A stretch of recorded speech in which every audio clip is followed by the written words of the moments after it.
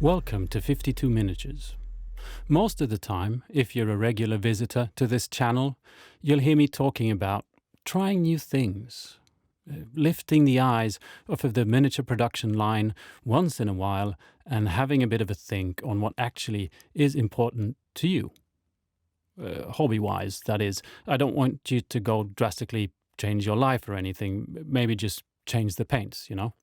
I throw encouraging statements like creating your own color schemes and personalizing your miniature around because really, I find it a very enjoyable part of the hobby. Also, it comes easy for me. I'm just that type of person. What doesn't come easy for me is painting miniatures by someone else's rules.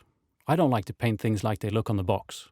So, to follow my own advice, to try something new, something I have never done before, I've ended up painting a Space Marine. My first Space Marine. My first yellow Space Marine.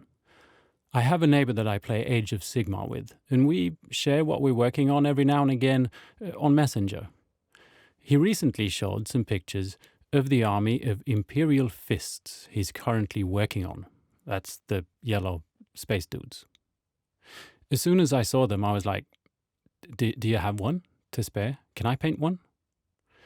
And so I got to borrow the captain from the Indomitus box. Kinda suits me great. I mean, he's got a sword and a shield. It's not that far a leap into the grim dark future as I thought. My plan here is a learning experience. I don't like to paint things like they look on the box, and I definitely don't like painting yellow. Yellow is tricky. For one, the actual paints don't cover very well. It's difficult to get a solid yellow, especially with a brush. Secondly, yellow is kind of difficult to shade and highlight. The highlights tend to look bleached or even white, and they stop looking yellow rather fast. And the shades, well, there isn't all that much dark yellow around. There's orange to red to purple maybe, or you can go brown, but that kind of makes the whole thing look like highlighted brown rather than shaded yellow. Green is a nice shade to yellow, but you see what I mean. I can't really go dark blue, middle blue, light blue. Luckily, there is a sort of style already set with the reddish orange shades on these Imperial Fists, and so I'm going for that. I try to make my videos at least somewhat easy to approach for most, purposely dividing different techniques to different videos. That is not what is about to happen. I decided to give this miniature my best, within reason. I still have a wife and a kid and a job and a YouTube channel and another hobby and a cat, and the cat's big. But apart from all of that, I wanted to put a good effort in with this mini. I decided to prime the mini white, because I figured yellow is a lot easier to paint onto white rather than black. And to make painting of the head and very fragile shield ornament and the dead necron easier, I did what is called a sub-assembly. So the bits were primed black and the main mini was primed white. And then I started working on the yellow armor. First trying to get a bit of dark red in all the shaded places, working my way up to an orange and finally a yellow. Only to realize that to get a nice coverage of yellow, I had to go at it a lot. And most of the previous steps were covered with yellow. And so in the end, I had to go back with some orange and red to darken the edges down. And this brings me on to the unintentional subject of this video. I realized when painting this mini how much I've been in my, let's call it, comfort zone. There was a lot of trial and error going on here, painting this mini. I guess because I had a very set goal in mind, and figuring out how to get there was walking a road less straight, more of a maze, really. It's quite the learning experience, but also kind of frustrating. I can see how and why, when we paint minis, we unintentionally find a comfort zone. And I'm not talking about techniques entirely, more of our approach to using the techniques we know. All the little steps we take when starting a mini up to finishing it. The set order of how to do things becomes sedimented pretty fast. I keep on approaching painting miniatures in the same way, constantly. I progress, sure, but within the same comfort zone. Now all of a sudden I couldn't excuse what the miniature was looking like because of my own color scheme or style or whatever. I just had to figure out how to reach the point of it looking like it's supposed to do. After blocking in all the other colors on the model, there's a lot of different blocks. It's a very detailed miniature. I sometimes just simple layer painting and sometimes wet blending to get a bit of life into the cloth and into the metal. But I felt the need to get more depth into everything. First I went in with the black ink, diluted with water that has a few drops of washing up liquid in it, like the stuff for hand wash. You wash your dishes with it, not machine wash. The detergent removes the surface tension so that the ink flows smoothly along surfaces and into crevices.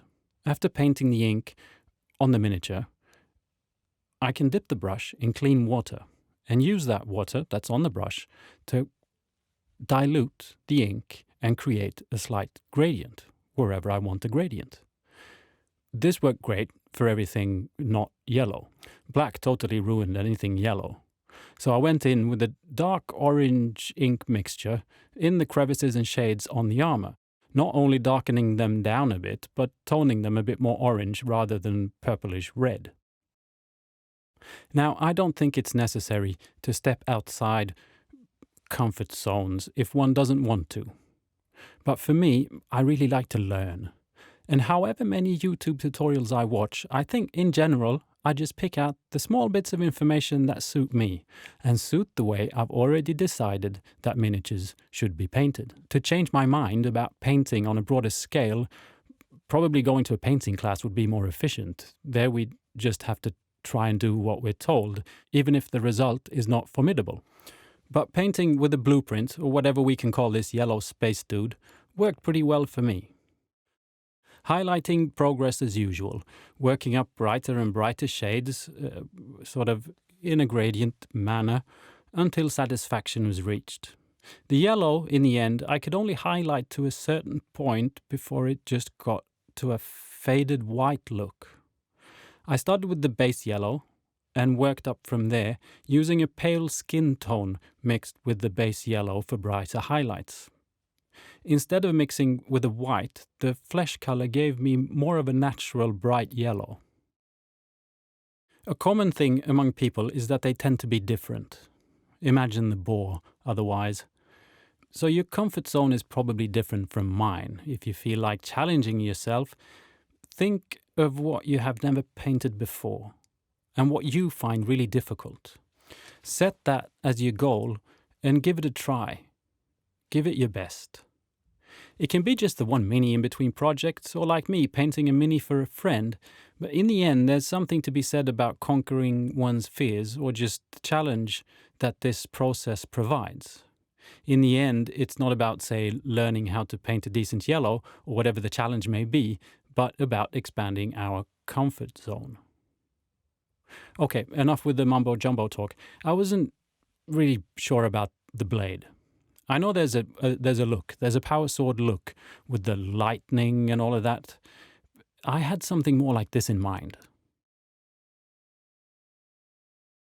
And so I just kind of randomly attacked the sword with my brush, trying to create more of a vortex of energy kind of a thing, then trying to clean things up a bit at the end. But it kind of looks like something my 5-year-old kid painted, in a good way. I then thought, this should all give a bit of a glow. All that energy should leave some reflection here and there. I tried to start with the darkest shade, same as on the blade, and then work the highlights up on whatever ridges were pointing towards the blade itself. And this got me inspired, and I went about doing the same thing with a bit more of a turquoise color onto the jetpack thing on the back. Please have in mind that I'm way out of my depth when it comes to Warhammer 40k lore or technicalities. I'm still kind of wondering why this dude has attached all his old receipts onto his armor, and why put a fragile skeleton on the front of your shield, especially if it's a very holy relic that you wouldn't want to get shot to pieces. But there you go. And speaking of lore, This fellow has a small shield, an écrange, I think they're called, for like jousting when he goes fighting on horseback. Anyway, sorry. Now, these shields, and I checked with my trusty patrons and my 40k peers on a YouTube creators Discord channel thingy, and they can be sort of painted with whatever. Personal achievements, family history, crest, that kind of stuff. Most of the time they come in sort of the laurel, Templar crosses, marksman's honors, cross symbol kind of variety. Also checkers. Because this is an Imperial Fist army, my patrons kind of challenged me to do a carrot. Because carrots, dig down. And apparently that's what Imperial Fists do, dig down in trenches and stuff. But I just couldn't go there in the end. I enjoy the discreet verbal mockery, but I'm not going to go totally carrot on all things 40k. And freehand is another big hurdle for me. I don't think a carrot would have been possible. I can paint well within the lines, I just can't paint my own lines. So I went with the checkered pattern. I chickened out, basically. But to give it a little bit extra, to hide the crooked lines a bit, and just because it looked very flat otherwise, I did highlight and shade the squares, giving them a bit of depth. This mini should or could have a fist on the left shoulder pad, but I skipped that. My neighbor hasn't done any on the rest of the army, and I just really like how the shoulder pad looked without the semi-fist-shaped black blob on top. The face turned out real nice with just the airbrush. So apart from painting the eyes, footage of that unfortunately just shows the back of my head, all I did was to go in with some glazes, a fancy word for very, very thinned down paints. Some purple under the eyes, some darkish red around the sides and around all the cyborgy bits and in and around the scar, and then some discreet highlights. Once the head was on, I thought everything just needs more. More depth, more oomph. So in came the oil paints. Oil paints are a great tool that I just forget to use, probably just because of the extra step. They most often don't interfere with the acrylic paint underneath. So you can paint on all you like and then clean and remove what you don't like without ruining the previous layer. That being said, I wasn't 100% sure on how the yellow would react, if it would get tinted or stained, so I gave the entire mini a coat of varnish before moving on to oils. Oil paints mix differently from acrylics, at least for me, and mixing different colors together often resulted in brown. But after some trial and error, I had a darkish red mixture, an orange mixture, and a dark brown purple mixture. These I diluted with white spirit and then started enhancing the shades on the yellow armor. Similar to the inks, I first paint on the paint, then clean my brush, this time in white spirit, obviously, and go back and clean up and try and work on a gradient.